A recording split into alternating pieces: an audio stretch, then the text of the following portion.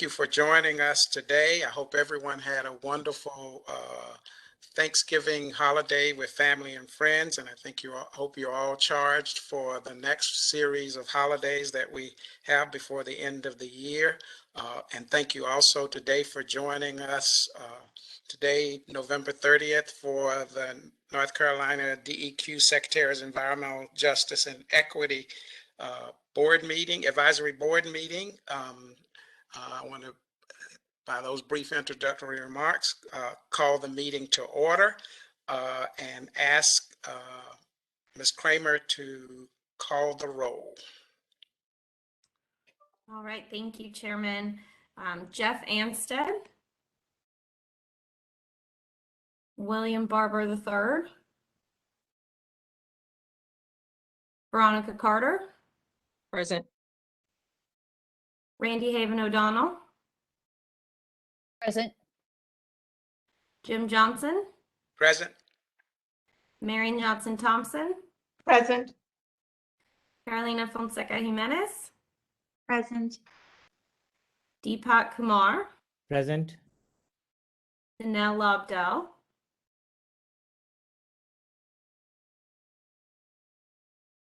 don't hear anything, but I know I saw her name. Her name was up there earlier.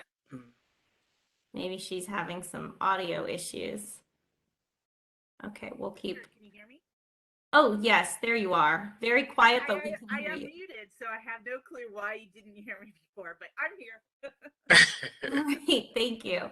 Marilyn Marsh Robinson, Naima Muhammad,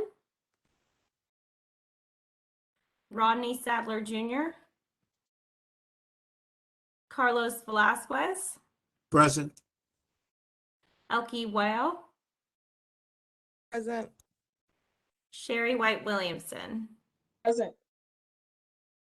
Thank you, Chairman. I'll pass it back to you.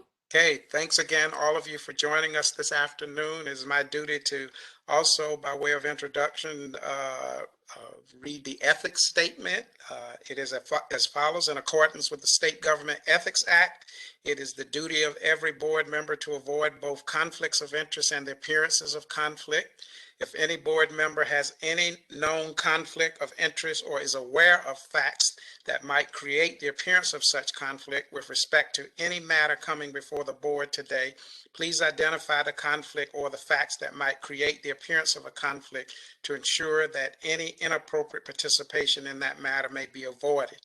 If at any time any new matter raises a conflict during the meeting, please be sure to identify it at that particular time.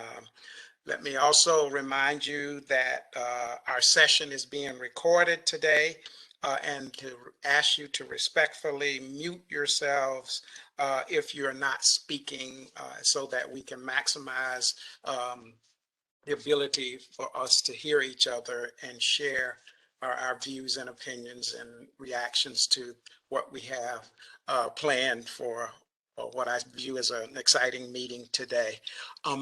You have also received via email the agenda for today's meeting. If there are no modifications, changes, or adjustments to the agenda, I will entertain a motion to accept the agenda as printed. Do I hear such a motion? I'll move Mr. it. Chair, I'm sorry, Mr. Chair, I'd like to ask for a discussion point to be added. Okay. I'd like us to discuss the current status of the RGGI situation for carbon emissions at the end. Okay. So, and with that, I'd ask that we accept the agenda as amended. Is there a second to accepting the agenda as amended and recommended by Board Member Veronica Carter? Mr. I'll Chair, I second. It's been moved and properly seconded by whom? Ms. White Williamson? Good to see Yes. you. Yeah, thank you so much. All in favor of accepting the agenda as amended, let it be known by saying aye. Aye. Aye. Aye. Aye. Opposed? The ayes have it. Thank you very much for that. You also received via email the minutes of our August 23rd, 2021 meeting and of our October 12th, 2021 listening session. I'm going to take them one at a time to vote on, if that's okay. If there are no changes or adjustments to the August 23rd minutes, I will entertain a motion to accept them as printed. So moved. It's been moved by Second. Ms. Carter. Do I have a second? I'll second. It's been seconded. Is that Ms. O'Donnell? Mhm. Okay, thank you. It's been moved and properly seconded that we accept the minutes of the August 23rd meeting as printed. All in favor, let it be known by saying aye. Aye. Opposed? The ayes have it. We're going to do the same thing for our October 12th listening session minutes. If there are no amendments, adjustments, or changes to that recording record, I will entertain a motion to accept as printed. I move to entertain a motion to accept the minutes. Ms. Weil has made the motion. Do I have a second? Second, It's been moved and properly seconded by whom for the record? Deepak Kumar. By Dr. Kumar. It has been moved and properly seconded that we accept the October 12th listening session minutes. All in favor, let it be known by saying aye.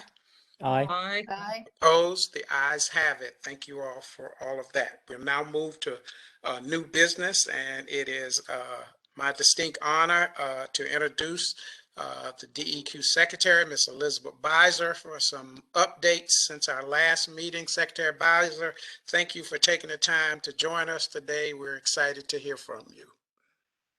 Thank you, Dr. Johnson. It is great to be with you all today. Once again, I want to start out by saying that I'm grateful to all of you for volunteering your time to serve on the board. As you know, it's important to me that decisions that are made here at DEQ are equitable and that we're being mindful of how the decisions we make impact historically underserved communities. So your advice is invaluable to helping us do that. I also want to take a moment to thank you for your responses to the survey. Your feedback was incredibly helpful for me to understand where this board has been and where we should be going.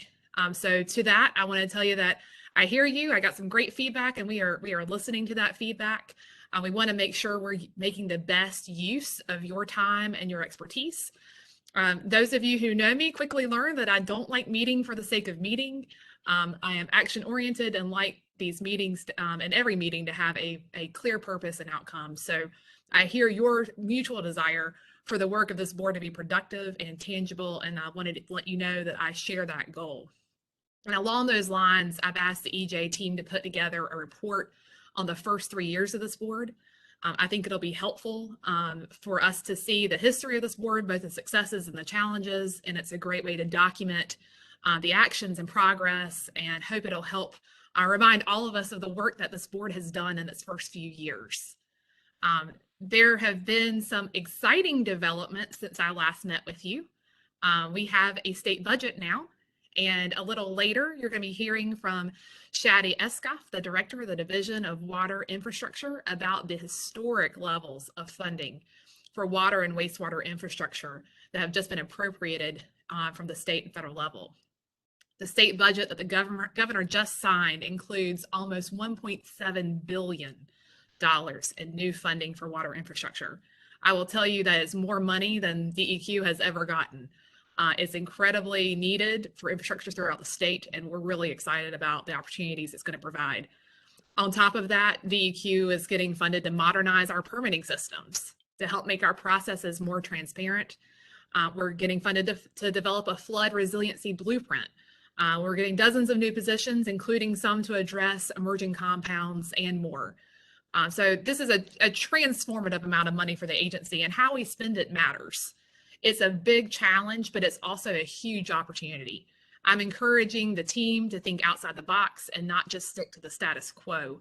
I want to be really intentional about how we spend this new money and how we set up these programs so they can be used to help transform the entire department and the state and really aiming to make this department more modern, innovative, and equitable. So we're committed to making sure that we view these funding opportunities through the lens of equity. We want to make sure that we're helping those who need it most in our communities, improving the access to water and sewer, protecting water quality throughout the state, and supporting improvements that bring economic development to the rural parts of North Carolina. So as we do this work, I hope this board will continue to provide advice. I value your perspective. I value your recommendations on the issues that DEQ and our communities throughout the state face. We have already incorporated the recommendations you provided on community engagement during the general permit development for the biogas systems at animal feeding operations. I also want to let you know that I am aware we've got several vacancies on this board, and I'm working on it. I'm looking at how to best fill these seats and complement the existing voices on this board. So with that being said, if you have recommendations on candidates to join the board, please share them with me.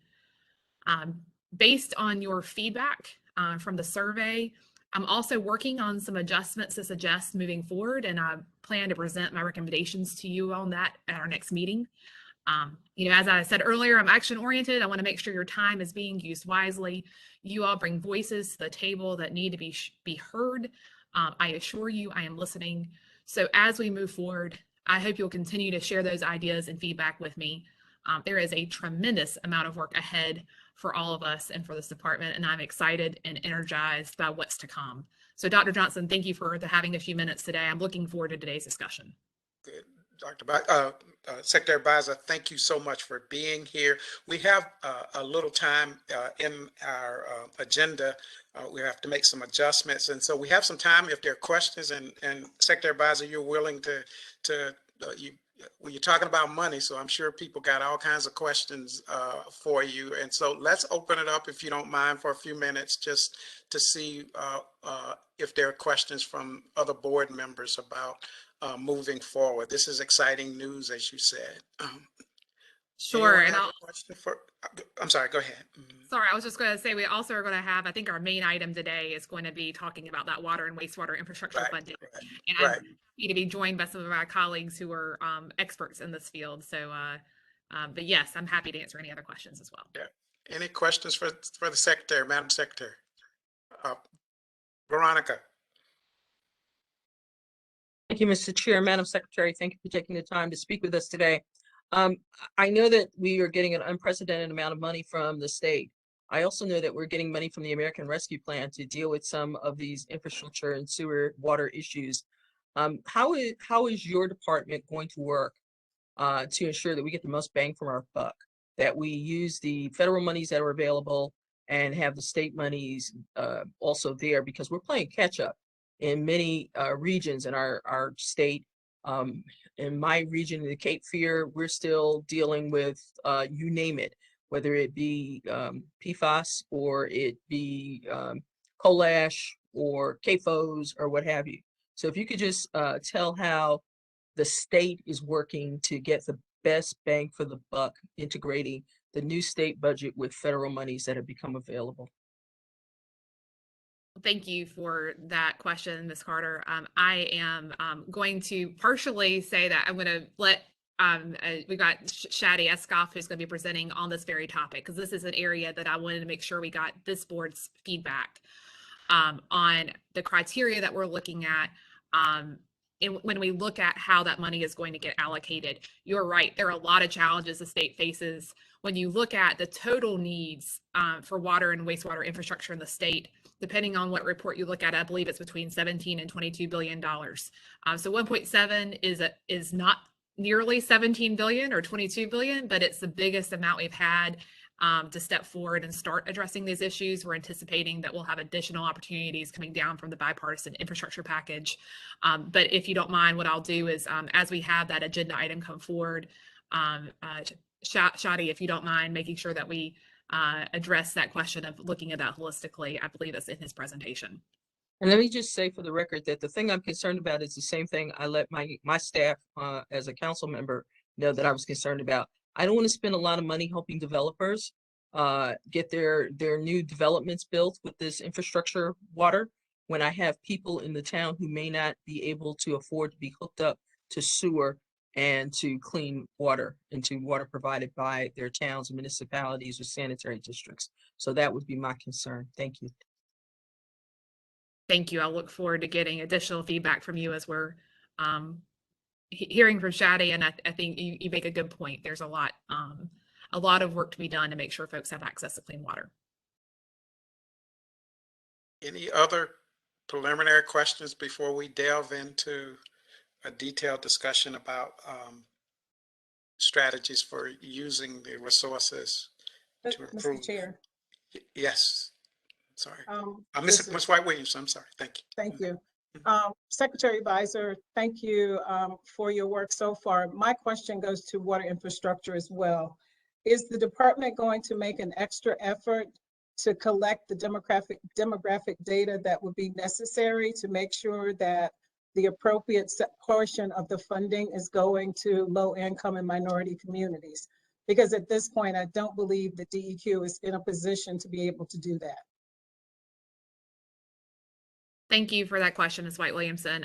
If you don't mind, on these questions with the water and wastewater infrastructure, let's hold these in our minds, and I'm going to hold that in our mind. But I believe that Shadi is going to be addressing some of these questions, Okay. and we can revisit those afterwards as well. Thank you. Are there any non-wastewater questions for the secretary before we go to Mr. Escoff? Other issues? The good news, Mr. Chairman, is this is a popular topic, and I am very. I can tell, yeah, and a very important one, I might add. Mr. Chair, I'm sorry. I will give you one last one, Madam Secretary. Talk to me about Keymoors. We in the Wilmington area, Leland area, Brunswick County, we're a little concerned that Keymoors is kind of still getting fined and slapped on the hand. What are we doing with them to keep them from poisoning the rest of us?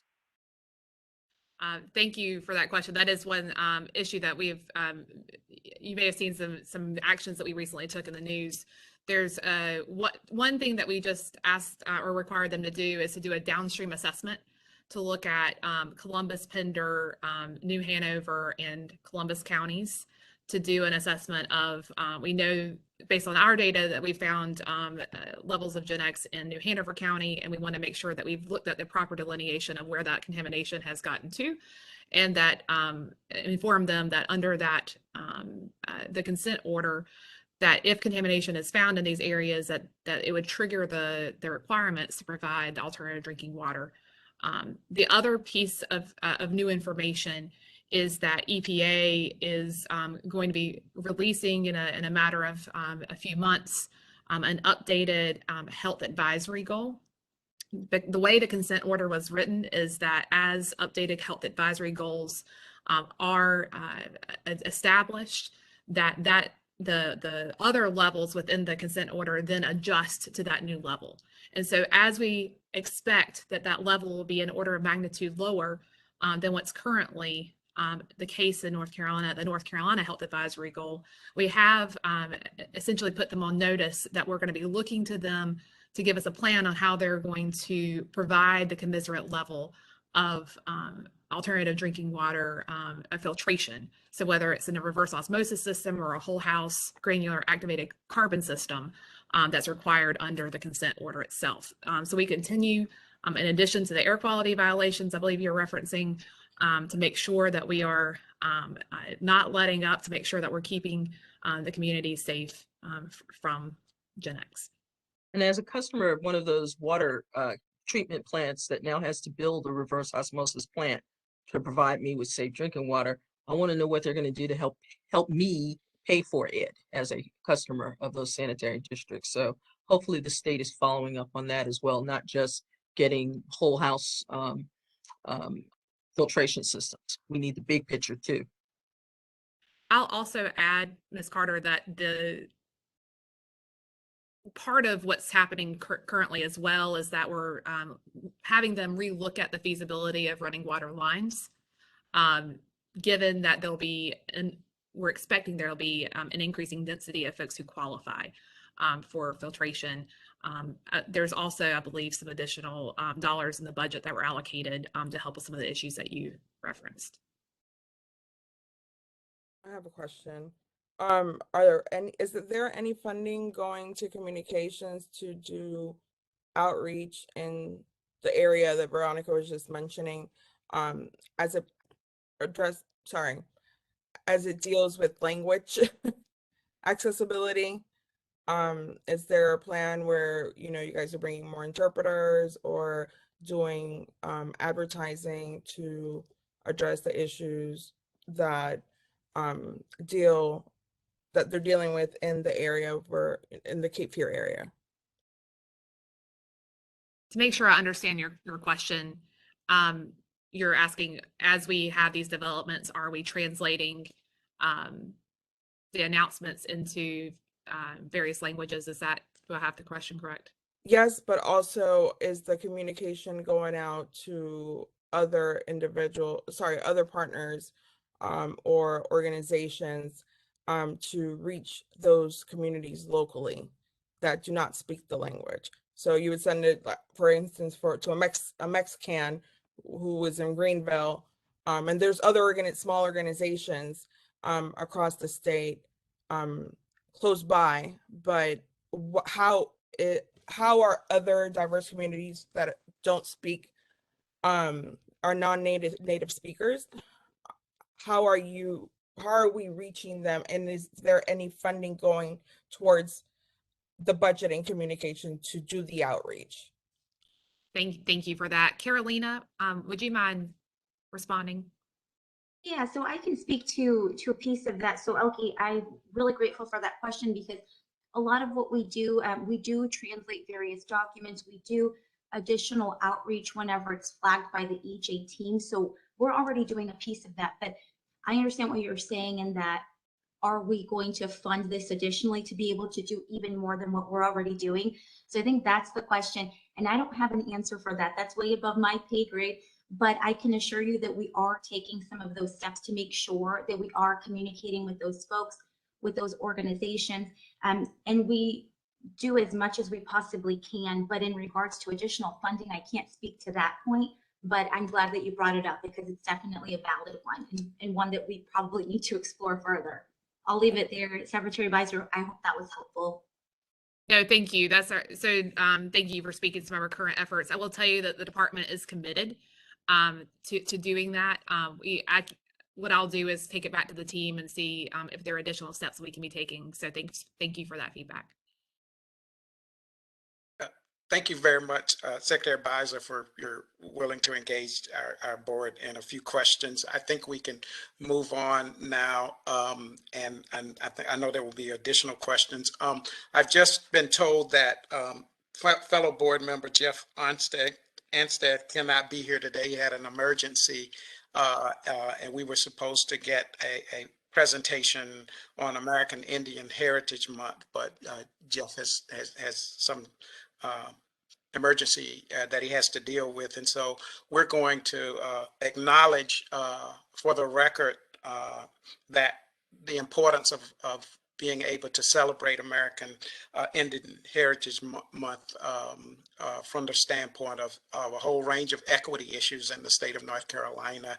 And hopefully at some point in the future, Jeff will be able to do his presentation on environmental and climate justice issues facing indigenous communities in the state. That's a very, very important topic. And so we will certainly put it in the parking lot for the moment and bring it back at the appropriate time when Jeff can share his presentation with us. I think we now then can move to the presentation that has been referenced on several occasions here. Everyone should have received an overview of the Division of Water Infrastructure funding programs with the meeting materials that were sent out to you. Those materials are an accompaniment to this presentation. We're excited to hear from the director himself of the Division of Water Infrastructure about how they prioritize the need and funding for projects across our state. And Mr. Shadi Eskoff is here with us today. Mr. Eskoff, we are delighted to have you, and the floor is yours. Thank you very much, Mr. Chairman. Thank you to everybody on the board. Really excited to be presenting to you, and I'm honored to have the opportunity to talk with you and to hear your thoughts and inputs as we embark on this, as you heard from Secretary Beiser, the historic nature of funding programs for water, wastewater, and stormwater as well. So I appreciate the time, and I'm excited to hear what the questions they've got. We'll come to those questions at the very end. In addition, I'm sure there'll be other questions generated from the presentation. So we put together a relatively short presentation to kind of give an overview of the division and how we fund water and wastewater and stormwater projects in the state, and then kind of what we're thinking going forward, looking ahead, but then hopefully have an opportunity to discuss and to hear from you thoughts about how we can incorporate environmental justice and equity, whether it's we're doing it the right way or we need to be doing something a little bit differently. I'd love to hear some feedback and input from the board. And thank you for putting up the slides. India, if we can move on to the next slide, please. So we'll be giving an overview of the Division of Water Infrastructure. One thing to keep in mind, this is one of many divisions, of course, in DEQ. Our division is not a regulatory division. We are primarily and purely a funding division. So we get funds from various sources, and we provide those funds in terms of loans and grants to local governments all across the state. And I'll give a little more detail about that in a second. So if you move on to the next slide, please.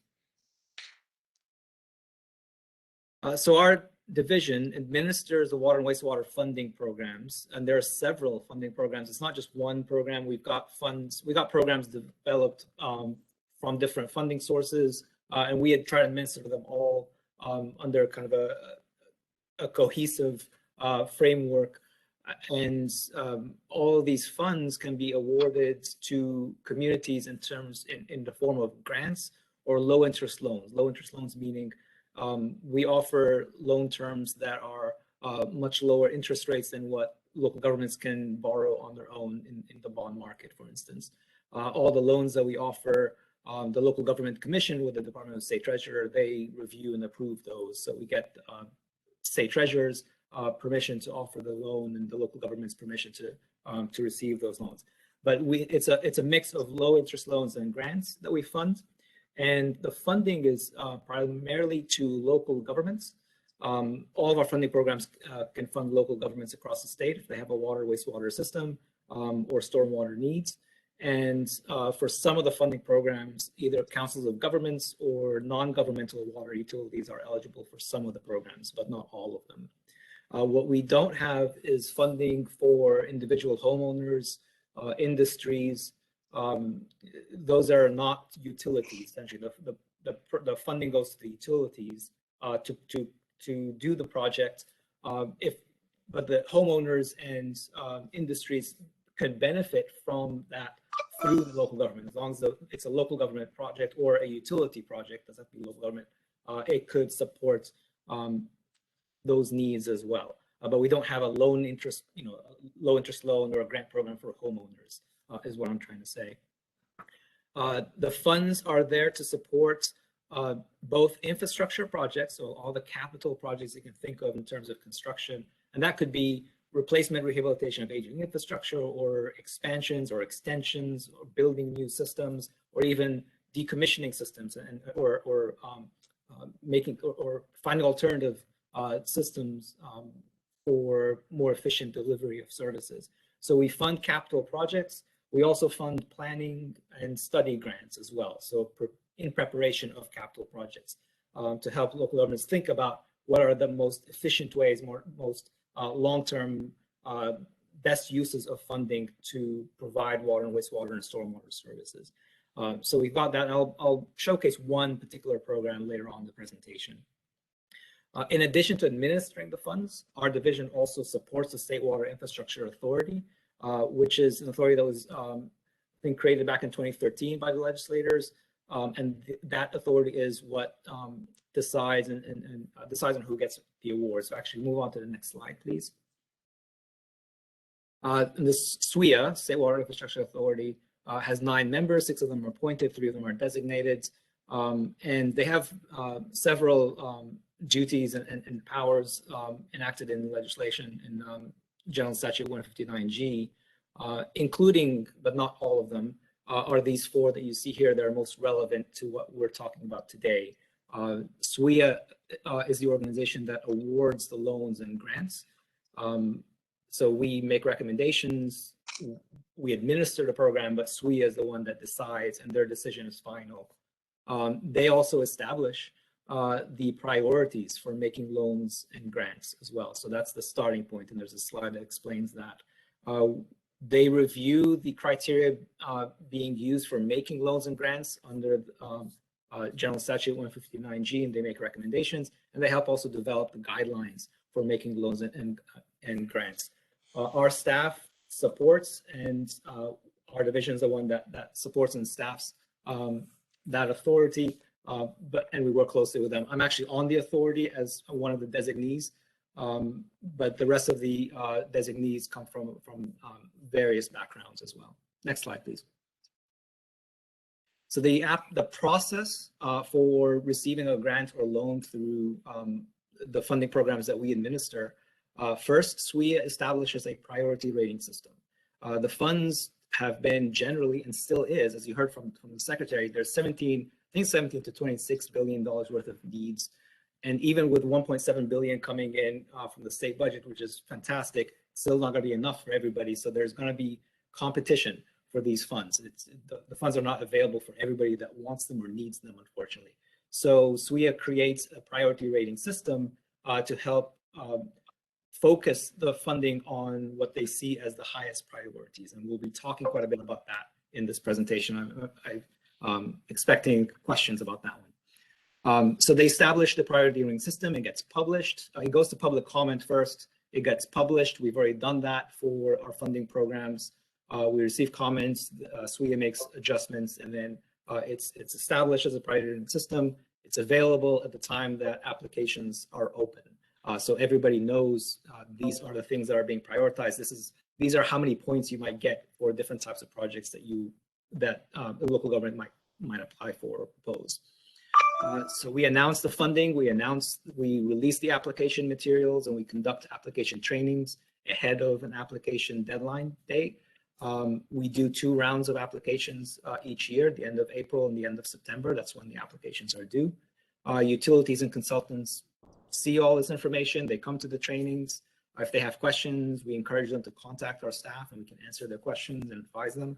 But they submit their application by the deadline, and then our staff reviews the applications and scores it according to the priority rating system, and then makes recommendations to SWIA. We bring all this information out to SWIA and show them kind of what the scoring looks like. SWIA can then adjust the scorings and the priorities and the rankings, and they could also consider other information that comes to bear in making their final decisions on awards.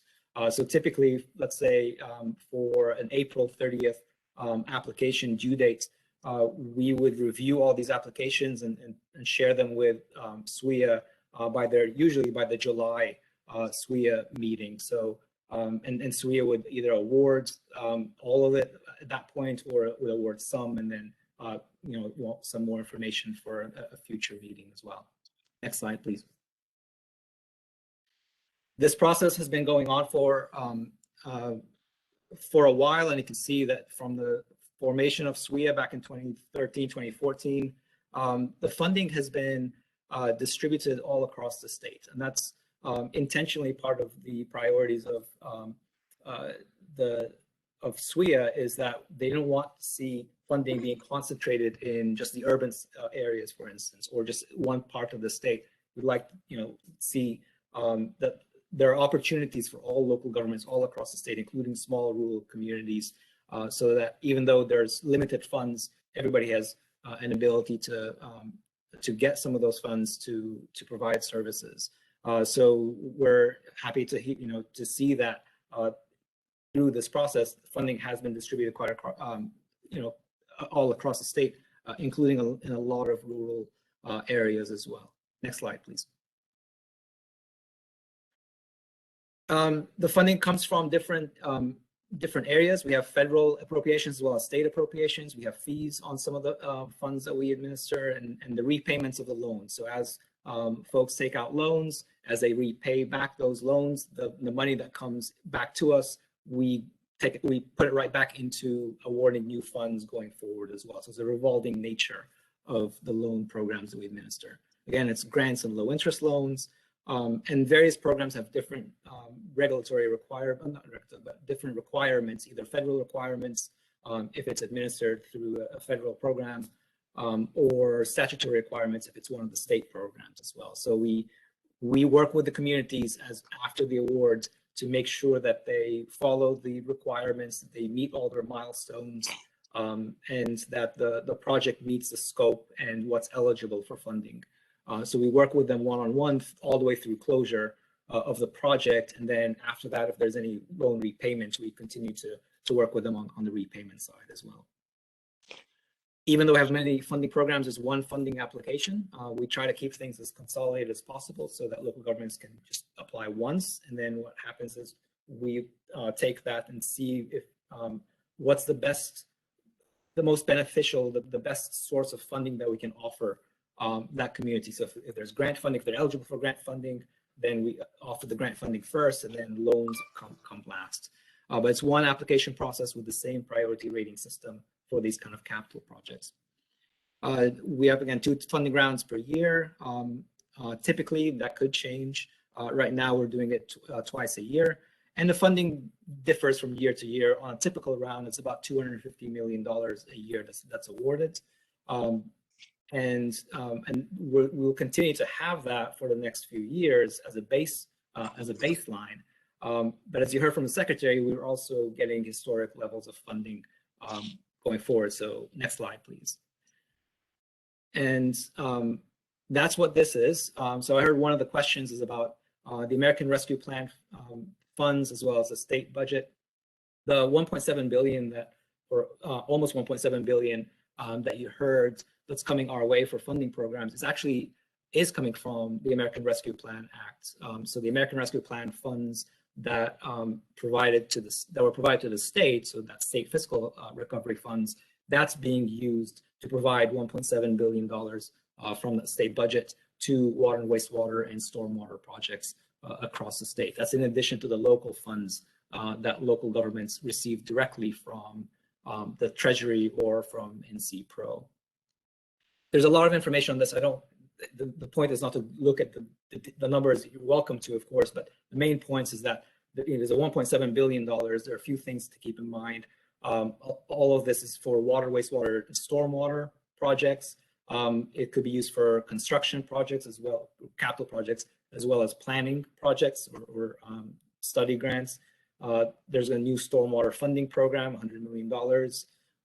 Some of the funds have already been earmarked for specific projects, and that's what you see in that second column.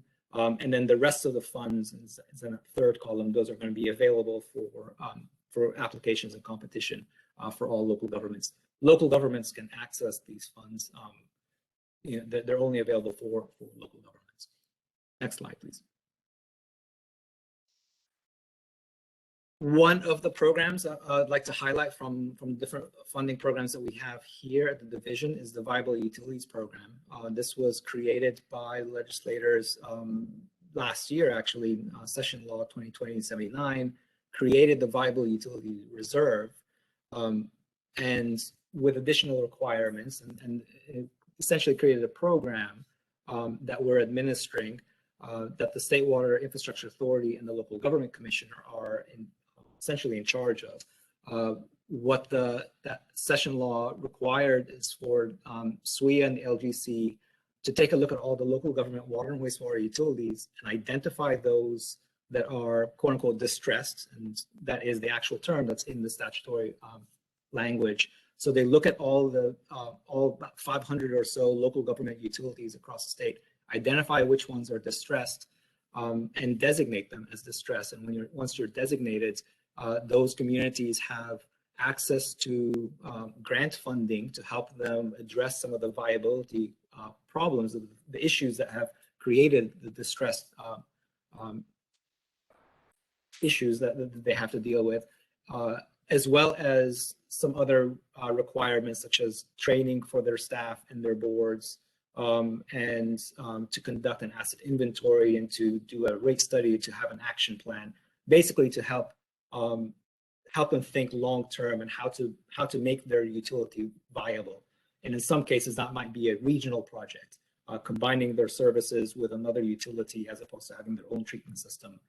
It could be, in some cases, decommissioning their system and having a different way of providing services, or it could be extending and building upon their services. So there are a lot of different ways that you can handle viability, and this program is specifically designed to provide that kind of seed funding, essentially, to get them started in that direction. And a lot of the ARP funds that I showed in the last slide, a lot of it is going specifically to this program. So it's really geared towards helping the most distressed communities across the state. And then the rest of the funding is going to be split between some of those at-risk communities, so not those quite designated as distressed, but close to being distressed, and then everybody else. So there's a little bit of prioritization already built into the funding by the legislators in the state budget. To date, we've got 95 local government utilities that are designated as distressed. The next reassessment cycle is going to be in April. And you can see that from this map, they're all over the state. A lot of them happen to be in small rural communities, and part of the reason is because they have such a small customer base and it's really expensive to manage. As you know here from local governments, it's really expensive to manage a water and wastewater utility. If you don't have a large enough customer base, it becomes a financial challenge for the local government to fund and to sustain that service. Next slide, please. So we'll talk about the priority rating system. Next slide. And again, this applies to all the funding programs that have capital projects. The rating system is established by SWIA. It determines the rankings of the applications. It's basically essentially a scoring system that's published. It's available. All the local governments can see it and can work with it as they do their application. It follows some of the general statute 159G23 that tells us what we need to consider in applications for funding. And they're kind of grouped into 4 different areas: project purpose, project benefits, system management, and affordability. The first 2 essentially is the different types of projects that utilities might want to propose and what the benefits are. So who's going to benefit and how is that going to help either public service or public health or the environment. So there are public project benefits, outcomes, essentially. Some of those are prioritized. The project purpose is prioritized as well. I'll show that in the next slide. And then there's system management. So those systems are more well managed or have done a lot of planning, are prioritized so that they can have first access to the funds as well. The affordability criteria is essentially how equity is put into the priority rating system, and I'll focus on that in a second. Next slide, please. So here's just an example of the types of project purposes and benefits that are prioritized in the current system. This is not completely, it's not comprehensive of all the different types of projects, purposes and benefits that would get points in an application, but they're indicative. And there are some of those that are most highly prioritized. The first bullet point I want to point out is elimination of non-viable or failed systems. And that includes communities that have their own individual wells that are contaminated or on failing septic systems. If a local government is proposing extending their services to connect homes that are on wells or on septic systems to the utility in order to eliminate failing systems, that would actually score quite a lot in the application process, and which means more likely to get funded as well. So there are points in there to go and help communities that are not connected to the systems as well, even though the funding is going to the local government utility itself. There's priority for addressing deficiencies or contamination or regulations that apply, whether it's notices of deficiency or violations, any kind of consent decrees or any kind of orders to address environmental or public health concerns. Those are prioritized. Replacement and rehabilitation of aging infrastructure, which is a big, it's a big deal for all local government utilities, especially those that haven't been investing in their systems over time. There's a lot of aging infrastructure out there. environmental benefits in the forms of stormwater BMPs or stream, wetland, or buffer restoration, as well as prioritizing projects that are supporting or are benefiting impaired streams, impaired waters as well. Regionalization and interconnection are prioritized. So the more that local governments can think about doing a regional project instead of doing their own treatment and collection or treatment and distribution systems where it makes sense for them, those are prioritized as well, because those are expensive projects, but they're long-term viability projects. Resiliency in dealing with floodplains and just making sure that the assets are protected against effects of climate change and increased storms and hazards. Reclaim systems, energy reduction, water loss reduction, those are types of projects as well prioritized. Next slide, please. So prioritization for equity comes within the priority rating system itself. And right now it's developed as a focusing on assisting communities that are most economically and financially constrained first. So we use criteria. There are different criteria, and it's mentioned in the document that you received, and it's going to be in the next slide. There are specific criteria that can be used to assess communities and their economic and financial status, and the way that those metrics are used is in 3 ways. One is in the application process itself, local governments provide that information. The more points, the more of these criteria that you meet, the more points you get for the application, which means the more likely you're going to get funded from our funding programs. So there's more funding. The outcome is that there's more funding geared towards communities that are more economically and financially constrained. That's the first way.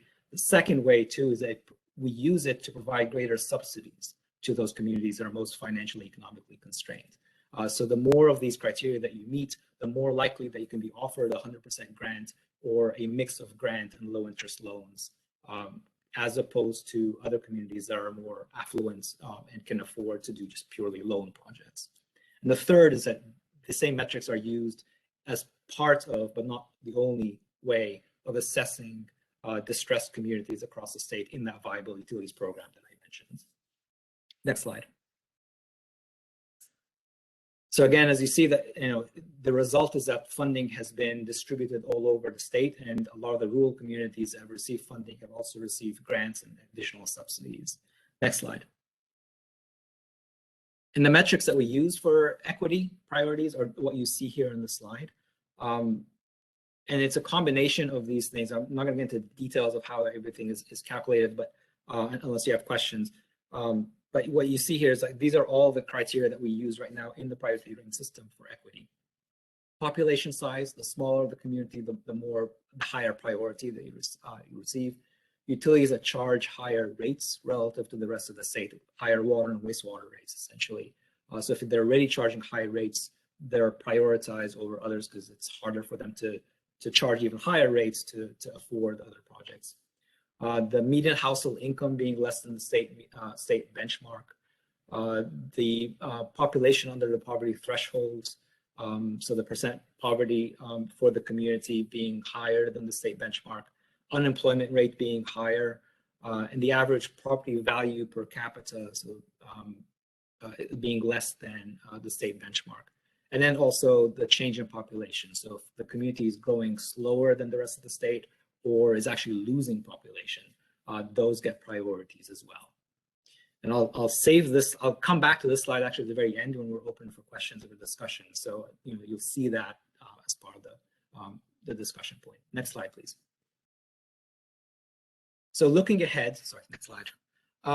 We have a few things that we're keeping, we're going to be working on as well. One of the things is a federal executive order President Biden signed earlier this year, and EPA is kind of working towards right now, which is the Justice 40 initiative. I'm sure you're all familiar with that. 40% of the overall benefits of federal investments should flow towards disadvantaged communities. So a lot of, there's a lot of ways that this could be assessed, and EPA is working on how to implement this initiative within the SRF programs, which is one of the funding programs we administer. We are actually, North Carolina is actually going to be part of a working group with EPA to discuss how this can be administered, how can it be measured, and how can it be implemented going forward as well. But Justice 40 is something that we're going to be working on and working towards, of course. And there are different ways to define this advantage. This is just from an interim implementation guidance that OMB had produced. But each agency gets its own, can decide how to define that. That's at the federal level, and we're going to be working directly with the federal level because they fund some of our programs. Next slide. In addition, as you know, in our state, DEQ has been looking at underserved communities and trying to define areas of underserved communities. And this is showing you a map of where water systems are in the state and where they intersect with at least part of their service boundary intersects with at least one area that's potentially underserved, according to the definition, which if you have questions, I'm happy to go into that, or Jennifer Muntz or somebody else can answer those. But the blue areas that you see here are water systems that have at least one area that's underserved or potentially underserved. And that's about 2/3 of the systems across the state have at least one potentially underserved area. And if you look at just the distressed units, those are designated as distressed. It's the same percentage. About 2/3 of the utilities that are designated as distressed have at least one potentially underserved community within its service boundaries. Next slide. So we'll be looking at that and trying to kind of develop that more. And then the grant funding in the budget, as you just heard, there's some funds that are already earmarked. There's about 115 earmarked projects, and you can see that on the map here, the purple dots, they're all over the state. And then all the other local governments, as well as those communities, everybody can basically apply for the remainder of the funding that's available through the state budget. And again, it's almost the same percentage every time. 68% of the utilities that have an earmark have, within their service boundaries, potentially an underserved community as well. Next slide. So that's the end of the presentation. I want to kind of share with you again, here's currently what's in our priority rating system and how equity is being considered as local governments apply for projects. We've already heard a couple of questions. I have a question for you all, and would love to hear and get input from you on what your thoughts are on this priority rating system that SWIA had developed over time, and whether or not there's some things that we need to may need to try to bring into it to address equity or environmental justice that's not there, or if you have any specific thoughts about those individual criteria. When we've gone to public comments, we've received a lot of support for these metrics and a lot of support for the fact that there is a system to try to focus on providing more funding and more projects to economically and financially distressed communities first. So there's a lot of support generally for that, but we'd love to hear more from this board on your thoughts about these metrics, or anything else that you want to bring up, and I'm happy to come back to the questions that you've already asked as well, but I'll pause here for questions. Mr. Escoff, thank you very much for a very informative presentation. I will now open the floor, fellow board members, for questions for Mr. Escoff.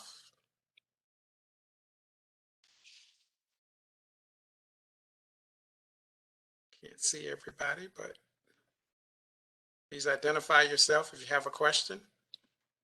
Chair Johnson, I have a question. Please, that's Ms. White Williamson. Thank you so much for your presentation, Mr. Escoff. I want to go back to the priority rating system. And I would like to ask how DWI is advising SWIA to improve the priority rating system so that you are sure that you are reflecting commitment and the prioritization of the investment in projects that are going to benefit the communities of color and low-income communities that desperately need this help. Thank you for this question, Ms. White Williamson. So the rating system, and maybe, I don't know if it's maybe helpful to put it back up again, just to see it. Thank you for putting that up. The rating system right now, the criteria that you see here, that has already been approved by SWIA. So if there are elements that are missing that you think are important to try to put in, we would like to do that. I know one of the things that we want to make sure of as well is, as Justice 40 initiative kind of develops and we get more guidance and more direction from the federal government on how they're going to be looking at Justice 40 environmental justice metrics, we'll make sure that those metrics are incorporated. So we know that's going to at some point happen if there's a change that's needed there. We know that there's looking at communities of color that have been underserved. That's looking at that map that we pulled up, showing that 2/3 of the systems in the state have at least potentially underserved community within its borders. Right now, that's not part of the priority rating system. If that is a recommendation, we can probably we can discuss that with SWIA and have that as an item to consider going forward as well. I have a follow-up on that, but I want to make sure I've answered your question, or if there's a follow-up on your side. That answers the question, but I guess my broader concern is whether there's going to be, once this money comes down, is there going to be any direction given to county commission boards, for example, who are making those decisions about where that money goes? Because I see example after example of commissions making decisions that don't benefit the people who need the benefit the most. And the excuse given is for economic development, and economic development may help some people while it doesn't help others. And I'm concerned about how that's going to be handled. Thank you. So that's a great question. It's actually a conversation we've been having within our department as well. It is a high priority for us, and what we're exploring different ways to do that. One way to do that is through a lot of communication and outreach and explaining the fact that, I mean, going back to the idea that we've got funding priorities to address failing infrastructure. Just the fact that you can get a lot of points for offering a project that would extend service to neighborhoods that don't have service, to replace failing infrastructure with a water line and to connect systems. That's great that we have it and we could fund those projects, but it doesn't mean that the community or the local government is going to apply for that type of a project.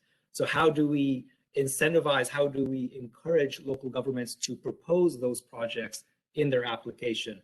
That's what we're trying to discuss here. A lot of it is going to come down to education and educating the local governments themselves on these type of projects and letting them know that this is a grant, it's a great opportunity. There's grant funding to go out there and connect homes that don't have service, that need the service. And we currently have a program that does that. The CDBG program, the Community Development Block Grant Program, can fund connections to the home in low, moderate income communities specifically, and would cover the cost of the connection. What it doesn't do is cover the monthly costs of paying for the water and sewer service. That's a slightly different issue. So it's going to be a lot of education. There's more funding now to do these kind of connections. We want to make sure that information is spread out. Most of our communication really is geared towards local governments, but I'd actually love to hear if there are other ways for us to be able to reach out to communities themselves, not just to the local governments, but how can we spread that message to communities so that they know that they could go talk to their council and say, you should be proposing this project to connect us because we need that service. So what is a good approach for our, whether it's our department or our partners that we work with to do that messaging and outreach? Love to hear some ideas on how to do that. So this is Marion Johnson Thompson, and I have several questions. I'll try to make it brief. But one of the items that struck me is that we have this 1.9 billion from the American Rescue Plan to address these issues. So how were they being addressed prior to that?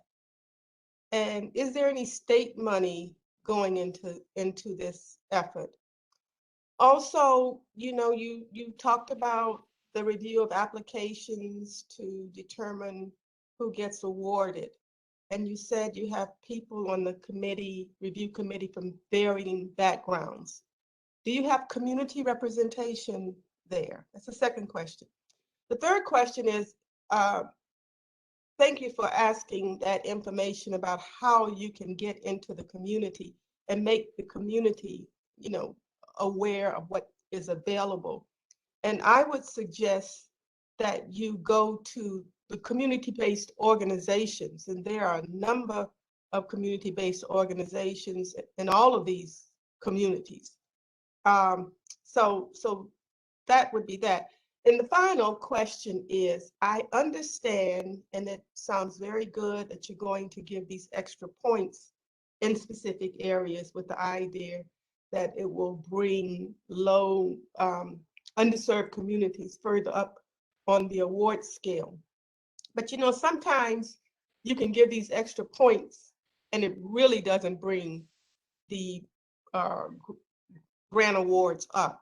So that final question, and I know I'm asking a lot, is what was your percentage previously of awards to low or underserved communities? And finally, with Justice 40, it's a mandate that 40% of these funds go to low wealth community. So you're going to have to balance the rating of these awards, the reviews, to making sure the 40% gets out. And sometimes that can take some juggling. And the way some organizations do it is that they just say X amount is for these underserved communities, and you start there, as opposed to taking everyone through the same rating system. And you emphasize that the rating system would be the same. Because let's face it, if everybody has the same rating system, even with the extra points, the underserved communities still may not rise to that level. And if so, how do you ensure that you get that 40% out? Thank you for all these questions. These are all great questions. If I misremember some of them, I appreciate a reminder of what they are. Maybe starting with the last one first, as far as ensuring 40% of the funds go to underserved communities, disadvantaged communities. With Justice 40, I believe it's a goal of making sure that 40% of the funds are benefiting disadvantaged communities. And again, EPA hasn't really defined what that looks like for SRF, and we're working with them on that. Even before that, though, even before Justice 40, has always been a priority for our SRF programs, state revolving fund programs, to provide additional subsidies to disadvantaged communities. It's always been part of the program of the SRFs. And we've, as a state, have always met those targets. So there are requirements from EPA to make sure the funds, there's principles, again, it's basically grant funding that prioritizes and goes specifically to disadvantaged communities as defined by the state. And the definition, what we're using right now, what you see on the screen, is kind of the definition.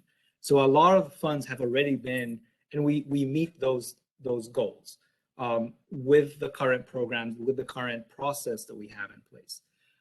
If we adjust, as we adjust the priority and rating system going forward, we're going to keep monitoring that. There was a question earlier about making sure that we're collecting information about demographics and other types of metrics as well, so that we can make an assessment.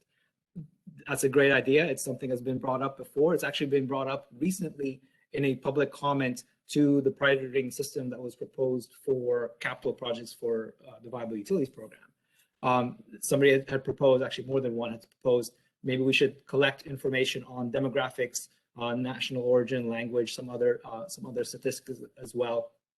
Something that we're looking at.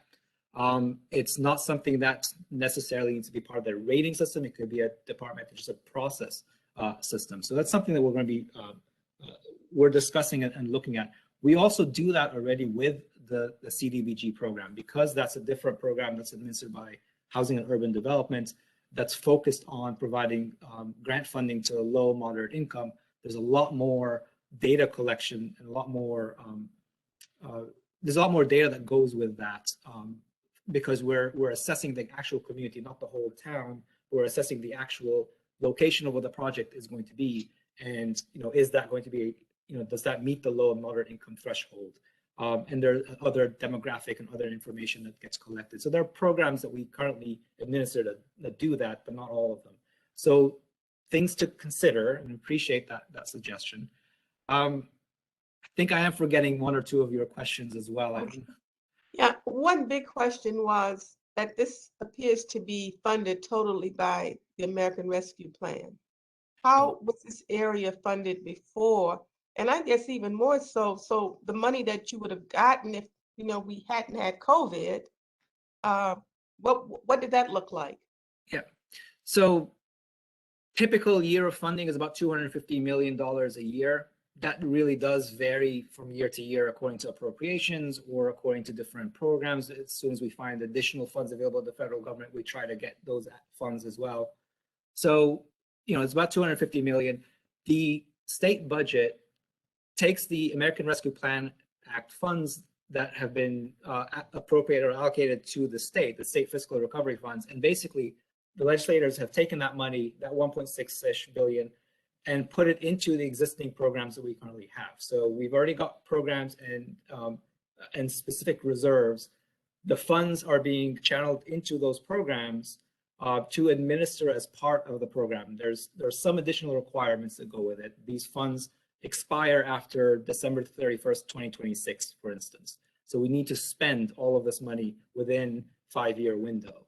But it's going to be administered through existing programs. It's basically adding much more grant funding to programs that we've already been administering. So it doesn't really create something completely new, except for the stormwater one. It doesn't really create anything new. It just provides a lot of funding, specifically grant funding, to the programs that we administer and through the processes that we currently have. Okay, thank you so much. But the two other questions were, do you have community representation on the review committees? And oh boy, I forgot the other one myself too, but go ahead with that one, please. So no, the State Water Infrastructure Authority was created. I remember the session law. It was legislators of General Assembly basically created the authority, and they've allocated. I'm trying to pull up the actual breakdown. There are representations from counties, from towns, from from the private sector, and I need to pull up the rest of it as well. So we have also the Division of Water Infrastructure director, that's myself. The state treasurer's office is represented, and the Department of Commerce are also represented. But there's nobody was in as the SWIA was created. There wasn't a designee or an appointee that was purely a community representative. Yeah. Except for those that work for local governments. Right. And so clearly that is representative of really the way things were really done previously before we actually started looking at equity. So that might be an area that I know it's legislative, but it still might represent an area that could improve the awards to low-income communities. The other question was, and I'm sorry, but I did want to do that. The other question is previously, what is the percent of awards made to low wealth communities as compared to the general communities here in North Carolina? So that's a great question. I don't have an answer for you right now off the top of my head. We can assess that, but I don't have that answer. I know that we've assessed it in terms of our reporting to EPA and how are we doing in meeting the disadvantaged communities threshold, and how we're doing with CDBG. But to specifically see how much of the funds are going to communities that have underserved communities or a specific income threshold or something of that nature, we haven't done that level of assessment, at least not since I've been part of the division. That's something that we probably want to take a look at. Thank you very much, Mr. Escott. Thank you. Other questions for Mr. Askoff? Mr. Chair, Yes, Veronica, Veronica? thank you. Thank you, sir, for your presentation. And I have a number of questions as everyone else did. So, and I've written them down, so hopefully we can get through them as quickly as possible. If I understand this correctly, this money is going to local governments or sanitary districts, utilities, non-governmental utilities. Is that correct?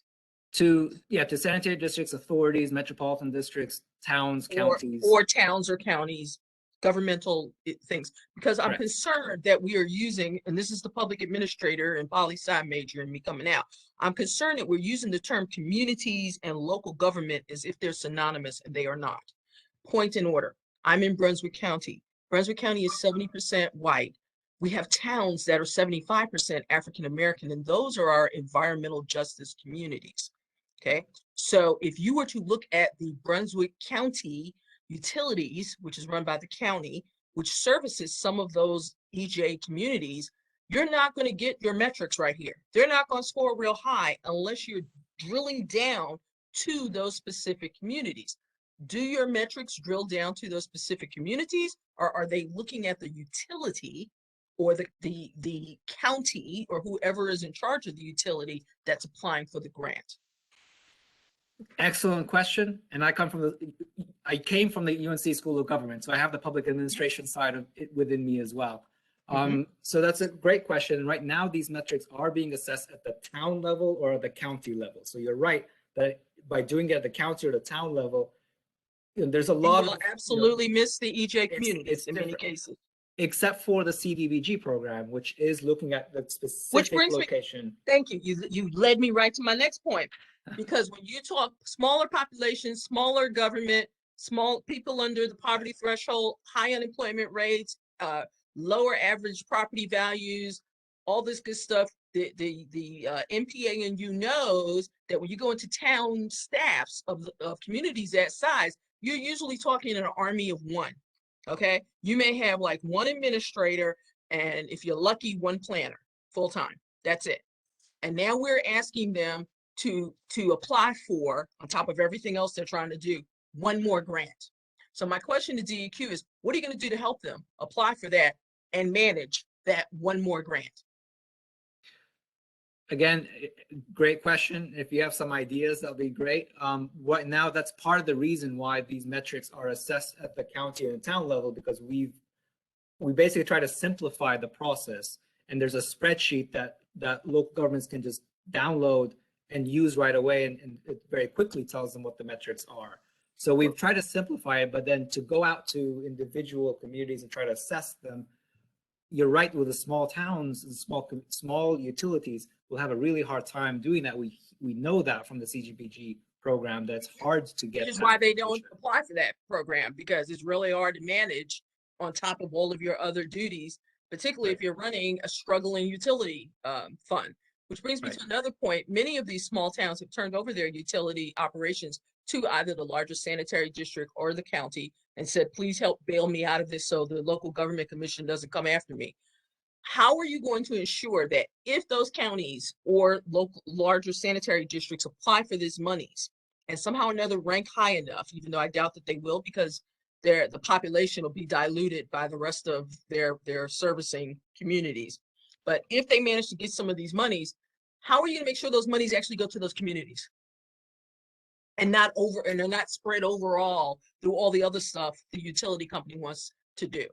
Which brings me back to Ms. White Williamson's point of how do we make sure that this isn't for economic development or to put in the new sewer line I needed over here, as opposed to this community, this small African American or Hispanic community over here doesn't have water or sewer. They can't, because they can't afford to hook up. How do you make sure it gets to them? So that goes back to kind of the same question and same discussion, which is, I think a lot of it's going to be done through education, but for us to explain this is what we can fund, and we encourage folks to be thinking about when you're applying for funding, especially because these are grant funds that are, once in a lifetime. To be honest, I mean, this is a lot of funding that could really benefit. Well, I have no doubt that people will apply for this.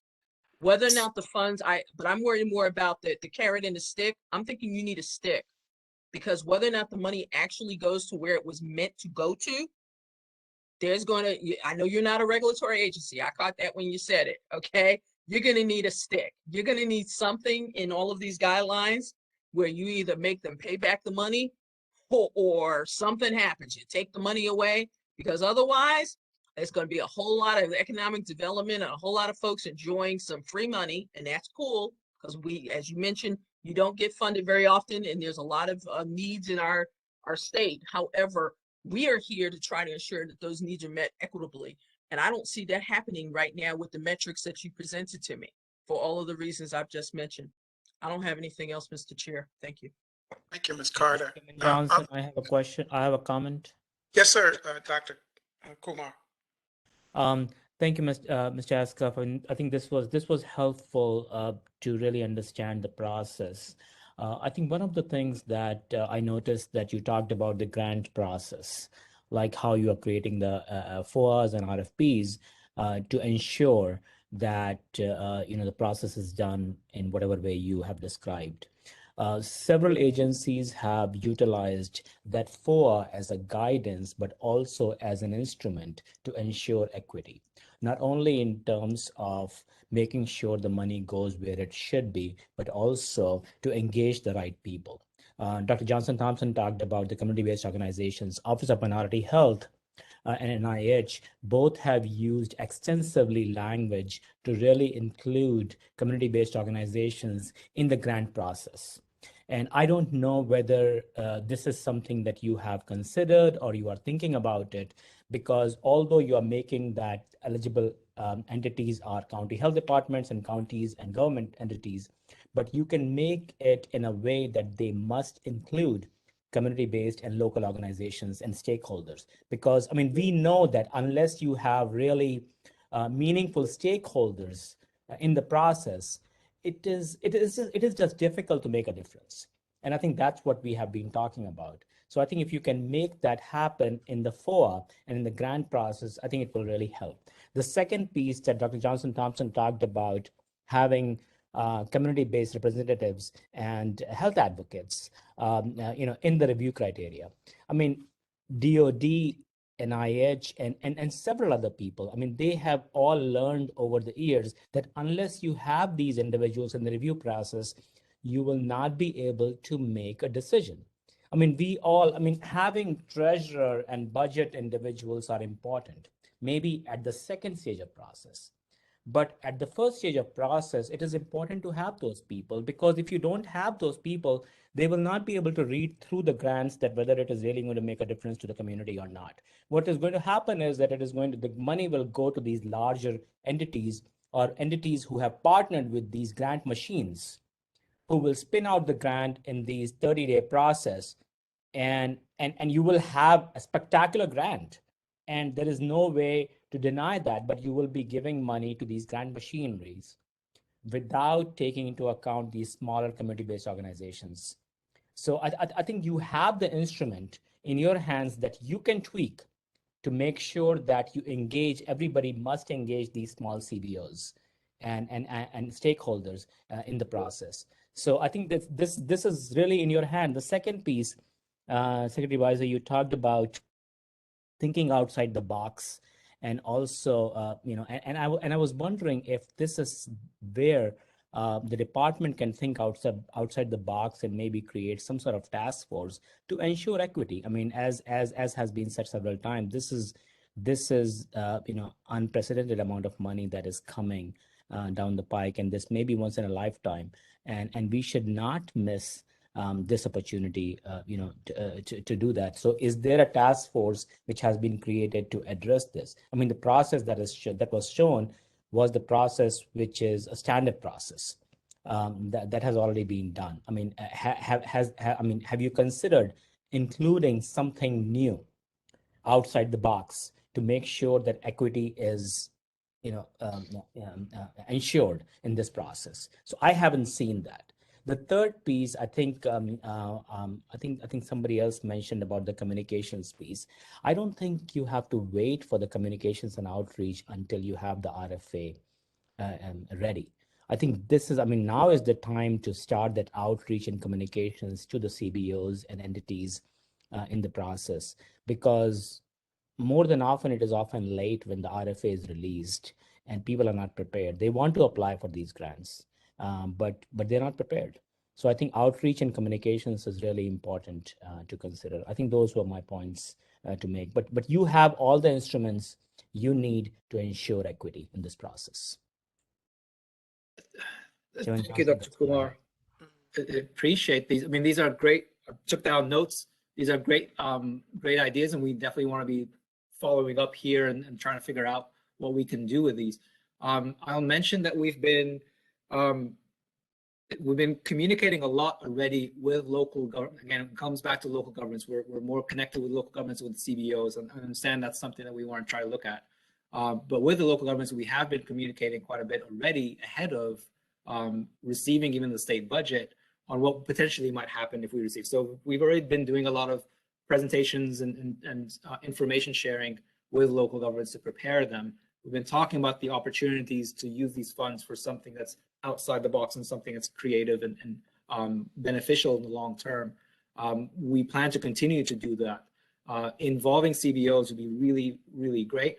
We have a really good partnership with a lot of resource agency partners, like the Councils of Government, the League of Municipalities, Association of County Commissioners, a whole bunch of organizations that we work with constantly, and we have regular meetings. They're out there working directly with local government utilities and are within the communities. So we're trying to access them, have them be part of that outreach effort. But I hear what you're saying as far as engagement, more engagement with CBOs, and something for us to take a look at as well. And I think it's more than engagement. I think you can really force individuals who are applying for the grants or entities who are applying for the grant to engage these organizations in a much more meaningful way. It is not just a letter of support, and you can put that in the RFA. And this is important because oftentimes we get that letter of support and now we have the CBO. And I did share a couple of documents earlier with Ms. Martin and a few other people where NIH and several other organizations have used some language. And this is a language used by federal agencies. So I'm sure we can adapt in these FOAs as well. Really appreciate you sharing that. I'd love to actually take a look at that. So we'll be following up with Sharon on that. So thank you. Questions from the board? Mr. Chair, I have two follow-up questions, if I may. Yes, absolutely. The General Assembly passed legislation this year, HB 2020, that limits access to information regarding water, sewer, and energy infrastructure. What I'd like to know is, just as you're advocating for communities to get more engaged, how would the communities be able to get this information, since this bill is now limiting access to this information to be able to advocate for funding? And I think I said 2020, it's actually 220. So sorry, I've got 2020 on my mind, I guess. But how would communities go about getting this information to be able to advocate when the access to that information has now been limited by legislation passed by the General Assembly? That's a great question. I mean, we need to take a look at that. I'm not as familiar with that and the process. Again, we're just talking about engagement with CBOs and with communities. I need to look into that. I don't know an answer to that question right now. I apologize. Okay, and my other question has to do with Justice 40, and I happen to have spent a lot of time with it lately. So one of the factors that Justice 40 has looked at is cumulative impacts or disproportionate environmental stressors and the burden of and high cumulative impacts. So how is DEQ going to deal with that, since we know from the permitting process over and over and over again, cumulative impact has not been considered? If Justice 40 anticipates looking at that as a part of the determination of who is getting the funding or assistance, how is DEQ going to begin evaluating cumulative impacts and disparate impacts to make sure that they are in line with what the federal guidelines or the federal implementation guidance is telling them to do? So we're going to be working with EPA as they're kind of developing their guidance, their implementation guidance, and addressing all those questions and all the definitions and all the metrics that are going to be involved with Justice 40. Right now, there hasn't been a lot of guidance on that front. We are North Carolina DEQ is part of an EPA state working group to discuss, and we haven't had a first meeting yet. Our first meeting is sometime in December.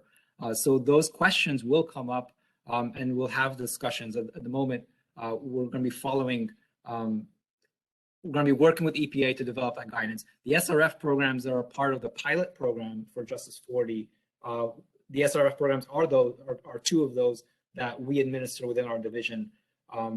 They're being used as pilots. I think there's 20 different federal funding programs that are being used as pilots, SRFs being one of them.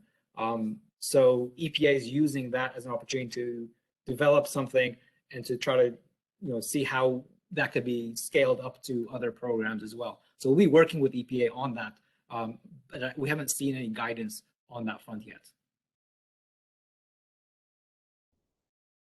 Thank you. Other questions? I have a comment. First of all, Shadi, thank you so much for this information and the report. I really appreciate the comments that Sherry and Marion made and Veronica brought forth. I want to point out that, and this goes to Secretary Beiser, that the EJE committee worked on the climate justice, equity, risk and resilience in North Carolina. We worked on a chapter and we outlined the importance of the community engagement and stakeholders in the community. Several times over the last 3 years, we have started with the look at communities in need and cumulative impacts through the lens of the community stakeholders and community representatives. And we keep saying this over and over again. I would like the report that the Secretary is looking for to reflect that consistently we have asked that this is the lens from which engagement should move. It surprises me that here we are 3 years later, and again, we have to come back and reiterate what is obvious to us, which is that in order to ensure that communities in need, communities that are disparately affected are included, is to go to these community folks to begin with, instead of expecting that they are going to come to the DEQ. So I just want to underscore that because for some reason it just keeps getting dropped out of the conversation instead of rising to the level of being the top priority. And I would like our work to reflect that because we keep coming back to it. And we've done so consistently the last 3 years. And as I said, it's in documentation as part of our chapter on the climate justice, equity, risk, and resilience for North Carolina. Thank you, Ms. Avon O'Donnell. Other questions, comments for Mr. Estar? I'll wrap it up and just ask a question. I think this has been a very rich discussion, and I hope you find some value in it, Mr. Estar, of moving forward. I too share Ms. White Williamson's view that when I listen to the presentation about prioritizing communities for these resources, I really don't see any of the indicators of cumulative impact in the metrics, and I think that that's a serious omission. My real concern is on the flip side. And it's about the $1.9 billion that you're going to spend, and how do we ensure that people in these communities get part of the action? Because my fear is you can do a very good job of improving access to high quality water and the like. The last time I looked, the price of it goes up, and the people have no resources to pay for it. How do we ensure that the supply chains of jobs and businesses to do this work incorporate the very people in these communities so that they have business opportunities and job opportunities? In other words, how do we ensure that there is diversity spend in the allocation of these dollars to do the work? How do we leverage the environmental injustices to create economic justice for these communities? We're now giving the money to these people and expecting them to do the right thing, but there's no accountability, no metric, no indicator whatsoever that they're going to do the right thing. And I believe with federal dollars, there is a specification for diversity spend.